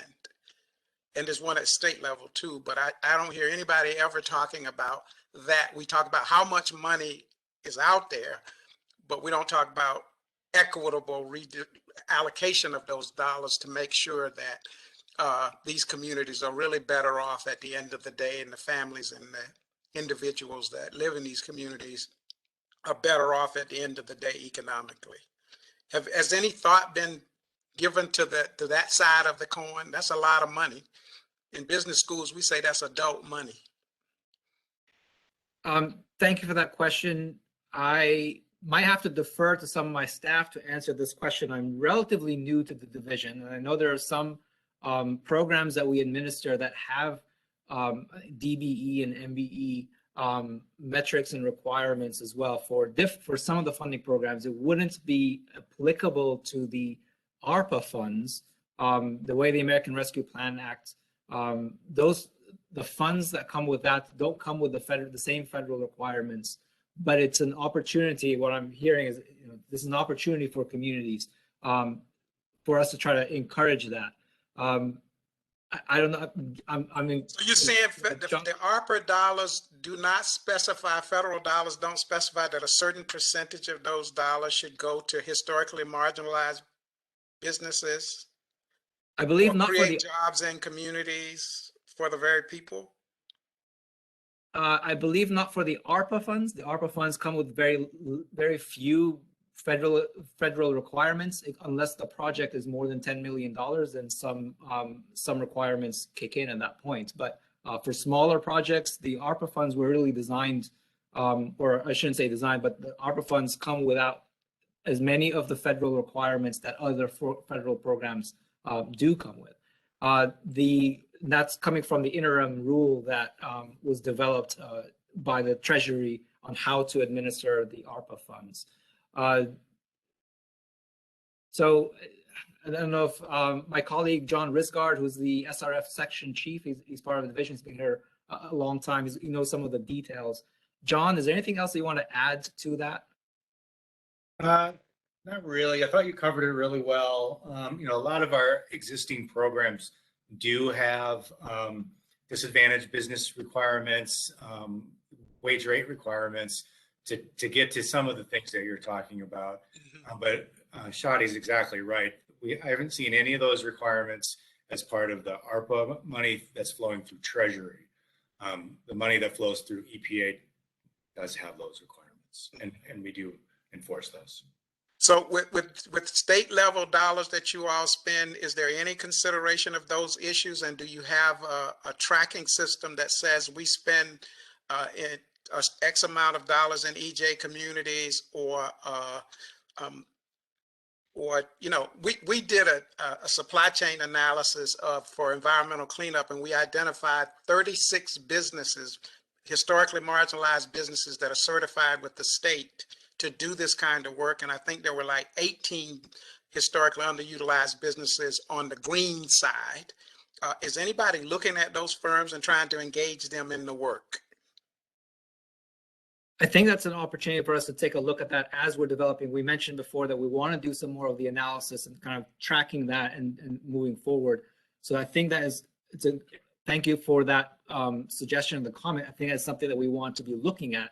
One of the things I wanted to bring up too with the ARPA funds, a lot of things I'm hearing and things that we're trying to discuss are really important and really something that we want to be developing for the long term, for all the projects that we do, all the funding we do going forward.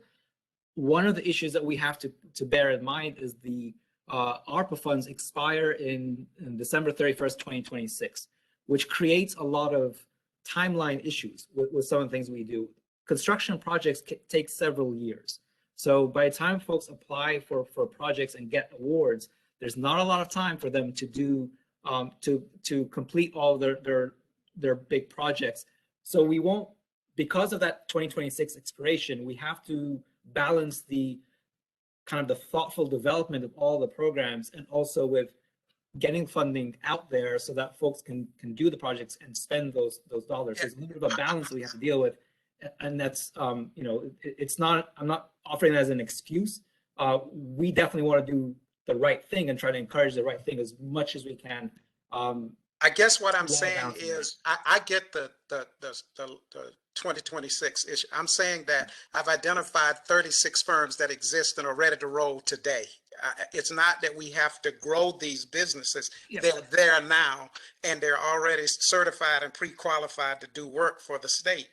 And so it's not an issue of going out hunting for them. They're there. I'm saying, are we being intentional and thinking about this equity lens, both in terms of improving the community itself, but in the process, making sure that those folks have business opportunities and job creations to maintain their property once this thing happens. Thank you. That's a great suggestion and got it down here. So I want to follow up on that. And again, it might be something that I'm just not as familiar with myself because I'm relatively new, but I want to make sure that we follow up on that. Thank you. No, thank you. I mean, this has been a fruitful discussion. Other questions for Mr. He's been very kind with his time and responsive to our questions. I'm truly grateful to him. Are there other issues? If not, Dr. Johnson, we want to. Did I hear someone? I just wanted to say very quickly that this has been just such a fruitful discussion and is very informative and helpful and substantive in a way that's going to be, I think, very useful for our team. I would attempt to summarize what I heard, but I know that I'll miss a whole lot. But it'll suffice it to say that I know that we've all been taking lots of notes. I'm noting some areas that we'll follow up. There are some questions that we didn't have an answer to today, but I know it's a lot of food for thought for our team. So I just want to thank the board for this input. Thank you. Thank Shadi for his great presentation. We appreciate it. Absolutely. Very productive discussion.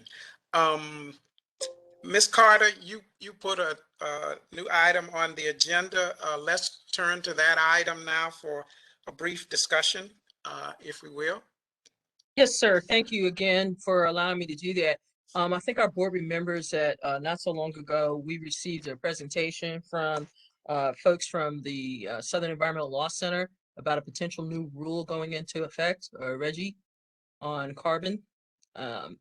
And we were told by DEQ that there was going to be a EJ analysis that was going to be presented to the Environmental Management Commission. And I'm just wondering, as the DEQ Secretary's Environmental Justice and Equity Board, would we get a chance to look at that EJ analysis before it actually went before another commission or board and comment on it? Thank you for that. We haven't heard anything back since that presentation, and I know that the rule is making its way through, and I know about the rules and the administrative law part of it. I know it could take another half a year, but I know it's getting to that point where they should be coming up with some decisions. And I'm just wondering if the staff is planning to come back to us and say, okay, here's what we came up with. Yes, that's our intent. Okay. That's all I got, Mr. Chair. I just want to make sure we got a chance to comment before it went before the EMC. Terrific, terrific. The last item on our agenda this afternoon is around our subcommittee structure and the various presentations moving forward. And I must confess that this has been such a rich discussion. I would like to open up the discussion around subcommittees and the like around this whole question. I've heard a number of issues raised this afternoon and Madam Secretary has offered us the opportunity to give feedback on this huge sum of money that's going to be allocated in these communities. I'm wondering if there are subcommittees of us that have heard issues that we want to organize ourselves around topics like, how do you prioritize communities? I'm certainly interested in the supply chain question. Are there issues that we see, and based on the conversation that we've had today, that we want to organize and maybe give feedback? Randy talked about a chapter that they had done and what goes in there. I certainly want to make sure that we all, as members of this advisory board, get a copy of that chapter and be thinking about those issues. But let me start the discussion by just throwing that question out. We've heard a lot today. You all have had exciting questions. For every question, we need to be able to come up with something fruitful and helpful. And so I'll leave it there and to start that discussion. Mr. Chair, I'm quite concerned, as you can tell from my questions, that we are following a rule book, or so to say. We're doing things the way we've always done them, dealing with a hierarchy in government of state, county, local, because that's the system that was there. And we're missing those marginalized communities once again, because they're not part of that system. And they may never be part of that system unless we are more intentional about reaching out to them. And there has to be a way to think out of the box, whether it be through community-based organizations or faith-based organizations. I'm sitting here thinking every church I know of in my community has a benevolence fund where people who can't afford to get hooked up to the water, or there's water gets cut off or whatever it is, they go to the church and the church will pay their utility bill for them. And so those faith-based groups might also be a method of reaching out to folks. The long-term recovery groups in each of the counties are made up of nonprofits and faith-based groups. They might be a way of reaching out to find out more. I couldn't help but think of an instance that has absolutely nothing to do with EJ, but it does. A lot of y'all went to Nevada with me. And when my first 10 or 11 years in Nevada, it always was strange to me that every time there was a storm, their lights were always the last lights to get turned on. No matter what storm it was, no matter, how big, bad, they were always the last lights to get turned on in our community. And I started wondering to myself, carpetbagger, interloper from New York that I am, why would the small African-American town be the last group to come on? That can't be a coincidence. And so I finally was able to whisper into the ear of someone who has the governor's ear that I was concerned about this. And it just so happened, because he called me to see what was going on in one of our storms, that they had a meeting with Duke Energy that day. And I said, look, here's my theory. I have absolutely no proof, no scientific proof of this. I said, but what if 10, 20, 15 years ago, whatever, that the linemen purposefully waited to get to the black town last, the guys that were out there, because they weren't that important. And as new people came on the job, they, when they were teaching the newbies, here's how you turn on the power, they just taught them the way they'd always done it. And so even though the folks don't know why Navassa gets turned on last now, or may not even realize Navassa's an all-Black town, that's just the way we've always done it. And so they're still getting punished, if you will, for the sins of their fathers and forefathers. And when I mentioned that, and then that was whispered into the ear of one of the high uppity ups at Duke, they've never had a problem since then. So it obviously wasn't a system problem. I realize that, you try to put the lights on like a triage. They couldn't always be that Navassa was turning out last. It had to be a little bit more systemic in that. I think we need to look at things like how we provide sewer, how we provide clean water, how we provide infrastructure with those same eyes wide open. That things that if we do things the way we've always done it, if we always go to the county, if we always go to the local sanitary district, we could in fact be doing another one of those. We didn't really mean to, but we're actually just reinforcing some of the baggage that's been there forever and ever. So Ms. Carter, my question to you is there a subcommittee of us that want to take on that task of thinking about that issue? And maybe, Madam Secretary, I'm not trying to speak for you, but would there be any benefit in having some advice and thought from this advisory board on those very issues? Throw it out to the rest of Absolutely. my group. And I think this is an issue Shadi earlier mentioned some interest in learning more about as well, about how we reach these communities. I think the more that we can learn, in terms of organizations to reach out to and any other information that you think should be top of mind for us, we'd appreciate. Ms. Carter, can I rely on you to lead the charge on that issue? Oh, sure, Mr. Chair, what the heck. Ms. Sherry White Williamson, you were very eloquent about the issues of how do we prioritize communities and the like. What's your thought about what we can do as an advisory board or a subgroup of us in that domain?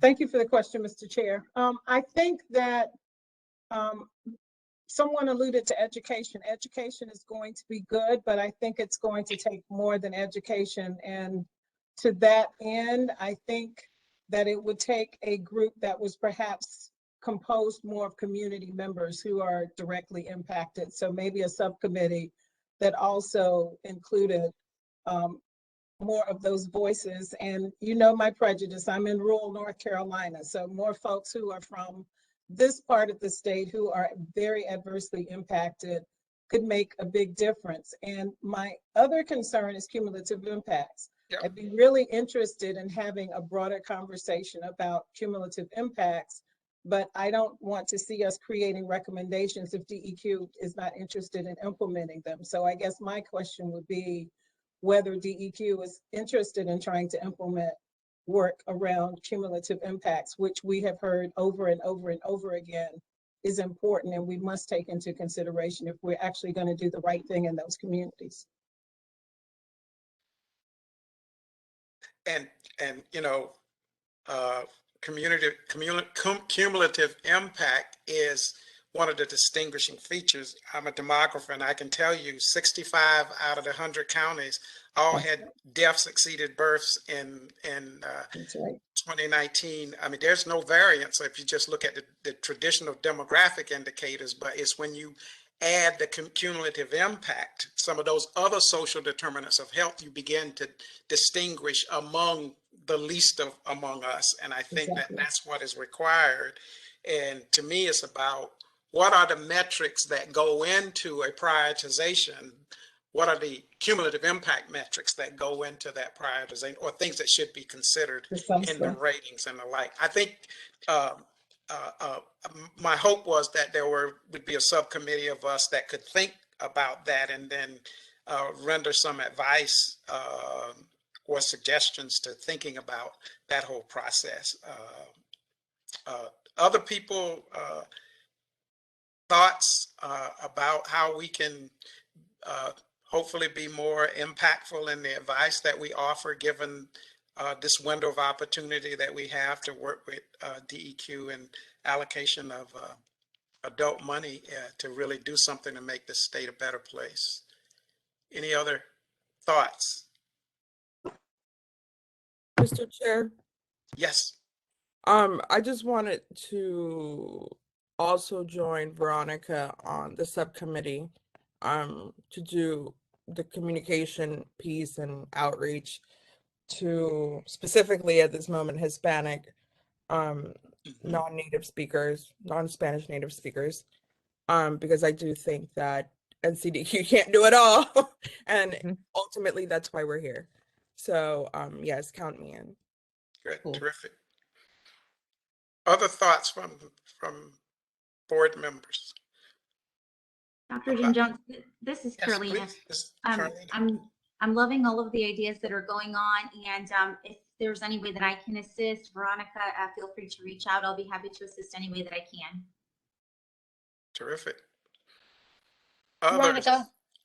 Veronica, I'll help out too with, I've got the material that we've generated earlier on community engagement and stakeholders. I'm more than happy to work with you on it as you need. Thanks, Randy. And I'll send Veronica, it on you. if And I can be useful in terms of faith community, let me know. Okay, Rodney, thank Dr. you. Stabler, how are you? I didn't know you were here. Good to see you. And Sorry, I Veronica, had a search committee for faculty earlier, so I tried to get in as soon as I could. Terrific. We're glad to have you here.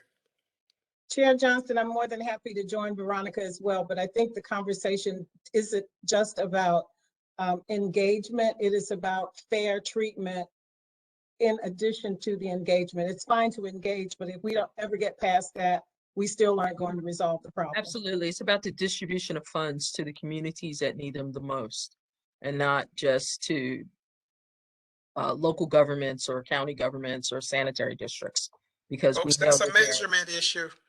Mhm. That's a measurement issue. That's right. What goes into the metrics? Mhm.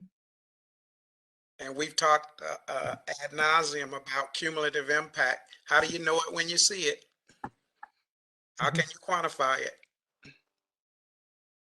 I'm not saying we have to come up with all the metrics, but we got to be thinking. I think we have talked about cumulative impact, and as both Marilyn and Sherry have commented before, we've passed that along. Hopefully, and Randy, we've passed that along to DEQ, and we are advisors, and we hope they take our advice. But if they're not going to take it, okay. Veronica, I'm saying something a little different. I'm saying, how do you? It's one thing to talk about it. How do you operationalize it? Mhm. How do you help them think about operationalizing it? Well, in a way that it then can be used to determine Mhm.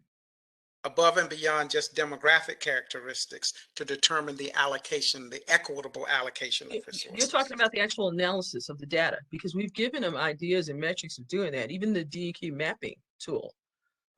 When we talked about looking at sites and seeing how many occurrences they'd had at different sites and different violations they had at different sites.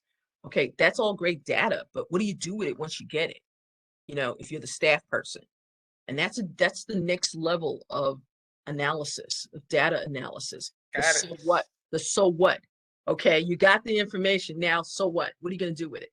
What do you do with it to make sure that it stops hurting people, or that you make people's lives better?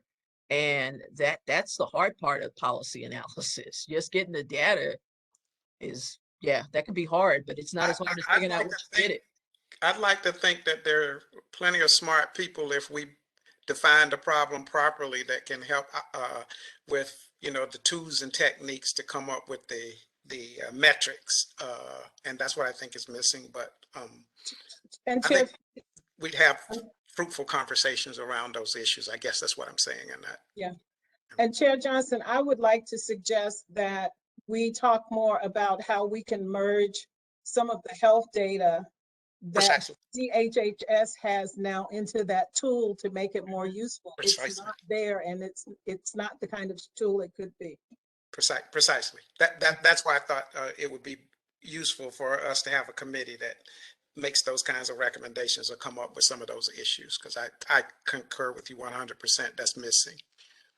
And I think that's what Randy was saying, that they had written about in that chapter, if I heard you correctly. Are there other topics or issues that we could grab on and help Madam Secretary and her staff spend all this money? Well, we talked about spending the money and doing things with infrastructure and clean water.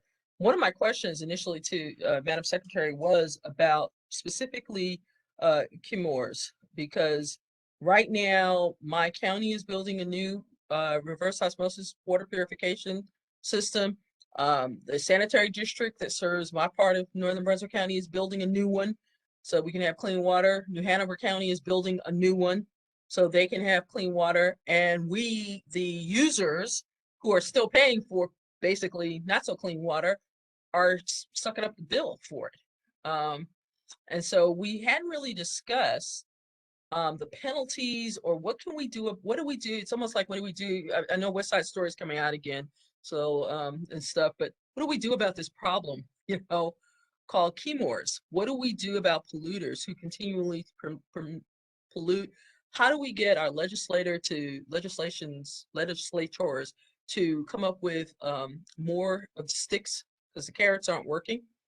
Or are there better carrots out there to get polluters to stop polluting and actually mean it, not just tell us that, and then we find out when we check 2 weeks later that they've screwed up again?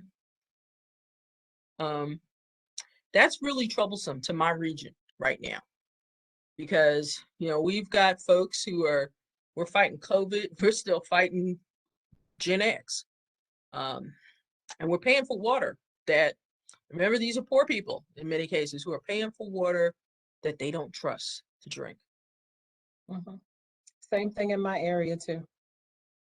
What do we do about that as a board? What can we advise DEQ to do about that? I know they're getting penalties, we're going to court, we're doing other things. It doesn't seem to be working. We've been fighting this now for a few years. It sounds like, Mr. Chairman, that this could be a topic for another meeting discussion, perhaps, because I know we're at time. And so, but I will just briefly say we are continuing to use regulatory tools at our disposal. EPA has recently made an announcement in North Carolina, nonetheless, that talked about the PFAS roadmap that they're working on. We are similarly working on kind of a broader regulatory structure and approach. So I appreciate the comments. I'll also note that in the bipartisan infrastructure package, there are additional dollars that flow specifically for PFAS contamination and emerging compound contamination. But that's just a sliver of an answer that's probably a bit longer than we had time for here today. But just know that I have noted that, and we'll be following up. And if it makes you feel any better, Madam Secretary, the current administrator of EPA has heard the same beating up before. So perhaps he was listening as he got up there. It makes me feel good. Maybe it worked. Maybe the last 2 to 3 years weren't all in vain.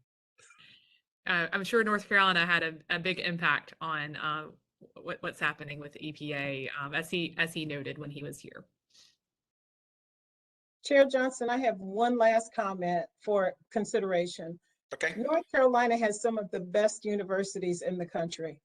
We should have a committee that incorporates some of those minds to help us figure out the metrics piece to help make those recommendations. I agree with you 100%.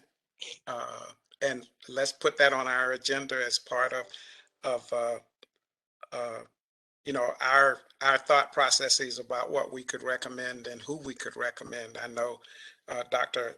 Johnson Thompson has been in this space for a long time, both on the academic side and on the policy and regulatory side.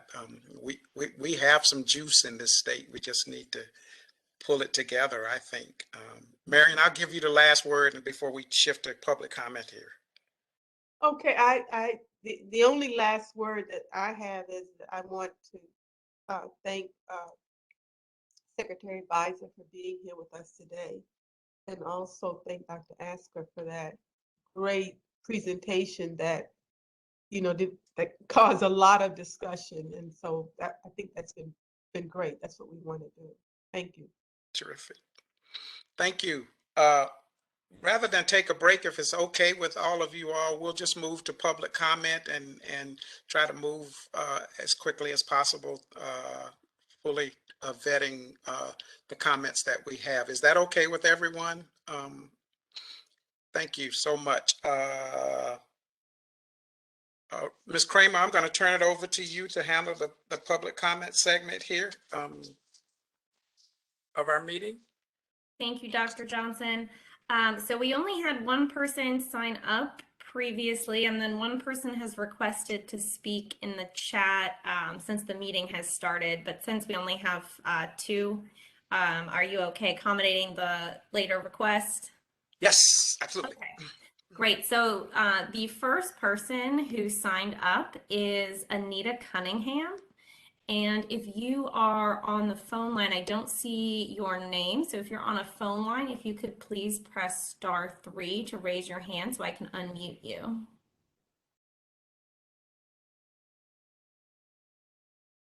All right, Ms. Cunningham, if you're out there, we can go ahead and move on then. Maybe she was unable to make it tonight.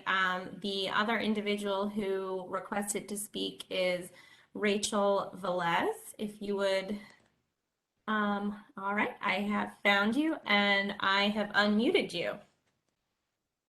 Thank you. Can you all hear me okay? Yes, ma'am. Great, thank you. So my name is Rachel Velez with Clean Water for North Carolina. And I thank you for accommodating this just after that great discussion and presentation from Shadi. I kind of just wanted to jump in here. So I appreciate all the discussion about including CBOs and community members into the decision-making process when we're talking about the viable utility reserve infrastructure, water and sewer infrastructure funding, and how to spend that equitably and appropriately. I will say that just in general, the process of understanding the funding and the priority ranking system, I think we all know is very daunting. And my organization actually was fortunate enough to be able to afford a 3-month-long webinar hosted by the River Network on how to even begin to understanding SRFs and federal infrastructure funding and state funding and everything. So I say that to say, on the positive side, Shadi, if the authority or any of y'all ever did want to open the floor to us little CBOs and grassroots groups, or even the community members that we represent, there is a large group of us in North Carolina that are just waiting for that opportunity. And I also wanted to mention, when we talk about local and city water utilities, we're not even beginning to address the hundreds of distressed mobile home park communities across the state that, through the way that they are operated with their community well, if they serve more than 25 individuals year round or have more than the 15 hookups or whatever it might be, they are in effect their own water utility as well.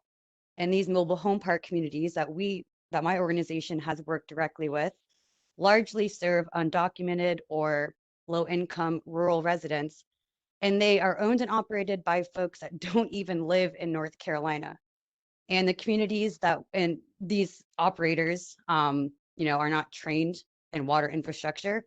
And my question to Shadi or Swia, which I can email and get a response, is how is the authority educating or promoting these funding opportunities to these hundreds of distressed mobile home park communities across the state that aren't even owned by folks in the state? So I'm wondering what that outreach looks like as well.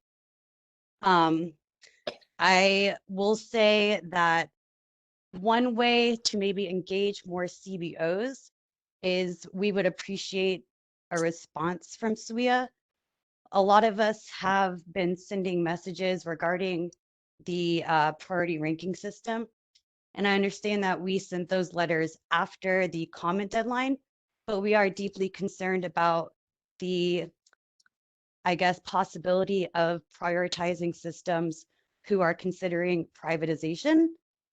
That's something that came up in the last SWIA meeting. So a lot of us are just kind of waiting for a response from the SWIA members. And I think that'd be a really good way to engage with us, because a lot of us are out here that we also want to see the funds used equitably, and we're just waiting for that opportunity. So thank you. Thank you, Ms. Velez, for commenting. If Chairman Johnson, if you want to open it up for anyone to raise their hand, I'm happy to do that. Sure. All right, so if you have not signed up to speak, but you wish to provide any comments, please feel free to press *3 if you're on the phone, or you can use the raise hand function if you're on the computer. We'll just give 1 minute to see if we get any hand raised icons. And I am not seeing any, Chairman, so I will pass it back over to you. Thank you, and I would like to thank our commenter for her views this afternoon. I want to thank all of you. Are there any last minute thoughts, comments before we wrap up this, what I view has been a very productive and informative meeting? Mr. Chair, I would just like to make sure that everyone saw the response that Secretary Bice has sent out to the committee in response to the letter. So, and thank her for that. Terrific. Duly noted. Other comments and the like? Ms. Carter and Ms. Sherry White Williamson, you all will, I'm happy to work with you all on these 2 subcommittees as we begin to think about issues and how we can help render some thoughtful, commentary for how we move forward on making sure that the resources are spent in an equitable way that make North Carolina EJ communities far more healthy and wealthier moving forward. So I look forward to working with both of you on that, and we can think about what we do at our next meeting based on our deliberations between now and then. I want to wrap up the meeting again by thanking Secretary Bizer and her staff for a very, very productive meeting. And I want to thank all of you all for the energy and enthusiasm in which you embrace what they had to say and the feedback and all. Our state stands to be a much better and a more attractive, even more attractive place to live, work and play as a function of the work that you are doing. So thank you. And I want to also take this opportunity to wish all of you a wonderful holiday season and look forward to seeing you in the new year as we continue the very, very important work under the revised guidelines that Secretary Bizer is going to provide us with, and how we can help her and her staff moving forward. So with that, happy holidays to all of you, and please don't hesitate to reach out if there's something that Dr. Johnson Thompson and I can do to move the needle forward on the important issues that you think we need to address. Sir, I move that we adjourn. All in favor? Let it be known by saying aye. Aye. I think at least 40 people are opposed, so we have to stay on to midnight. Consider us adjourned. God bless. Happy holidays, everybody. All of Bye, you. everybody. Thank you. Thanks so Happy much. holidays. Bye-bye.